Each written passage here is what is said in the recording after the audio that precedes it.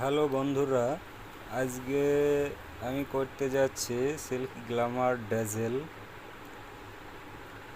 এই হচ্ছে আমার নতুন মেশিন। হুম আর এটা হচ্ছে আগেকার মেশিন।